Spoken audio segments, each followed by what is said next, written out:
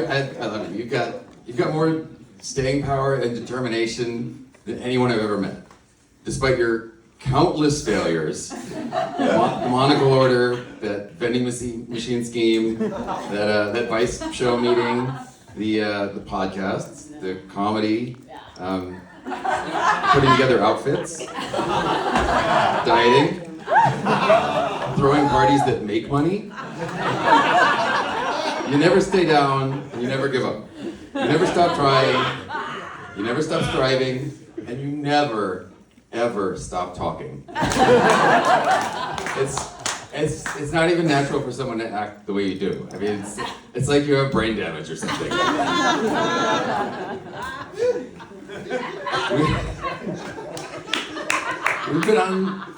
We've been on some pretty unforgettable adventures. Oh, God forbid, no.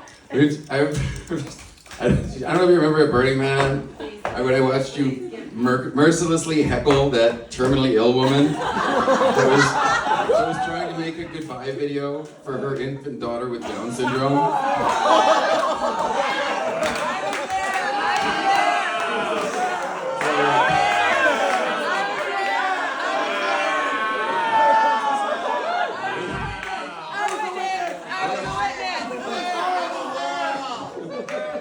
Or all the fun we had at the Salton Sea.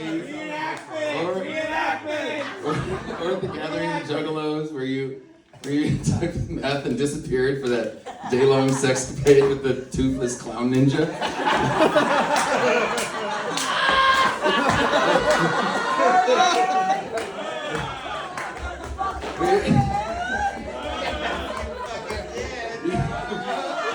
I love it. You're a fantastic travel companion, though.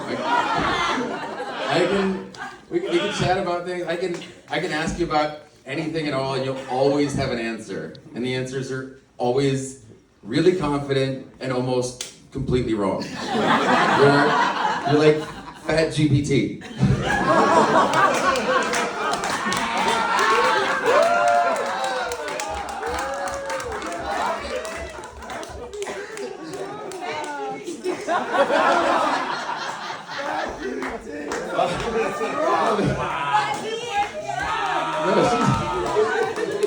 She's so easy to spend time with.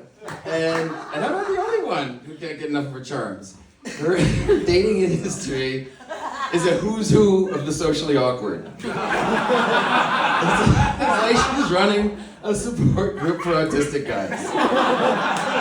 You know who you are. If a man wants to sleep with her, she just needs to hear those 4 little words. I'm on the spectrum.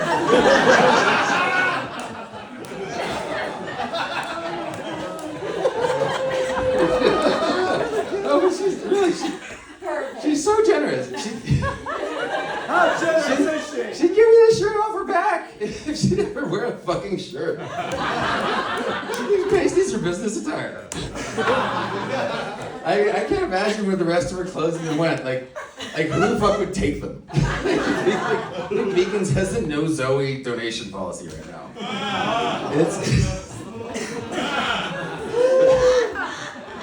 What?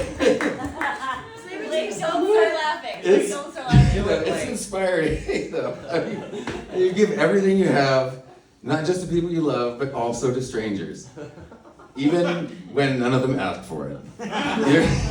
You're a non-consensual experience designer. You come into a space where everyone is on their journeys and burst in, tits flapping in some clown outfit that a blind juggalo wouldn't be caught dead in.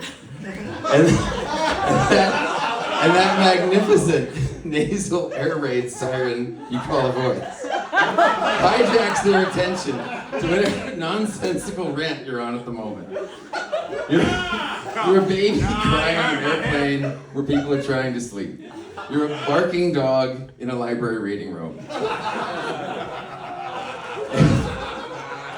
Except there's no baby or barking dog cute enough to do what you do next. I don't know how you do it, but through your burbling claptrap shines the purest charisma And everyone forgets what they were doing before they got Zoe.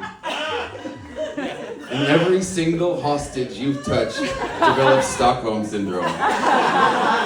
And possibly syphilis. Oh, I love you.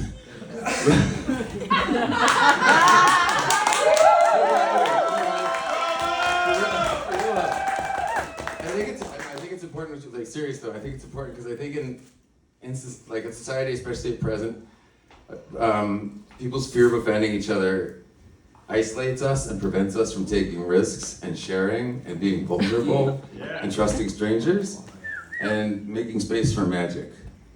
And you're fearless and unburdened by manners or decency.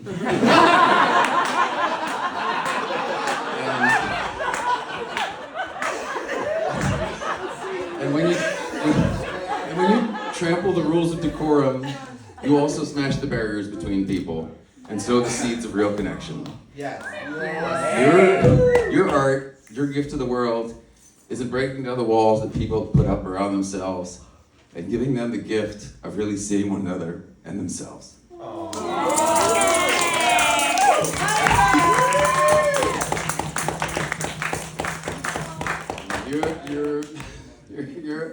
You're a human firework. You're loud and colorful and fairly dangerous and unforgettable, absolutely. And I and nobody else here would have you any other way.